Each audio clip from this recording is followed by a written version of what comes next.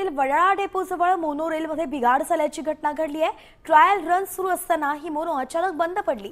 तांत्रिक बिघाडामुळे मोनोरेल बंद पडलेली आहे। एकंदरीतच आपण पाहतोय की आता ही तिसरी घटना म्हणावी लागेल जेव्हा मोनोरेल बंद पडली आणि यावेळी तर मोनोरेलमध्ये बिघाड झालेला आहे। जेव्हा तिची तपासणी केली जात होती, ट्रायल रन सुरू होती, त्यावेळी देखील मोनो बंद पडली आहे। वडाळा डेपोजवळची ही दृश्य आपण एक्सक्लुझिव्हली सामच्या स्क्रीनवरती पाहतोय, जिथे मोनोमध्ये बिघाड झालाय।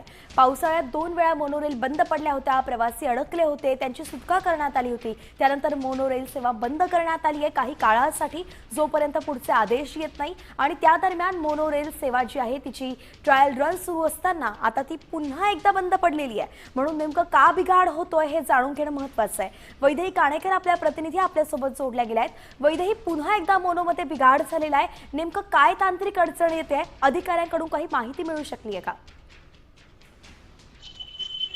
नक्कीच आपण बघतोय की मोनोरेलची सध्या ट्रायल सुरू आहे आणि या ट्रायल दरम्यानच मोनोरेल आता बंद पडली असल्याचं दिसून आलेलं आहे।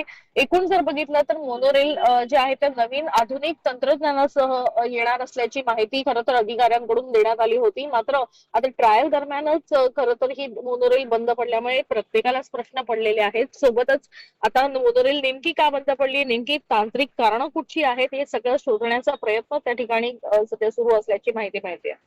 धन्यवाद वैदेही, अगदी सविस्तर अपडेट आपण दिली आहेत। तुर्तास ही दृश्य सामच्या स्क्रीनवरती तुम्ही पाहताय, एक्सक्लुझिव्ह दृश्य आहेत। मोनोरेल वडाळा डेपोजवळ बंद पडलेली आहे। या ठिकाणी ट्रायल रन तिची सुरू होती, मात्र पुन्हा एकदा बिघाड झाला आणि ती बंद झाली।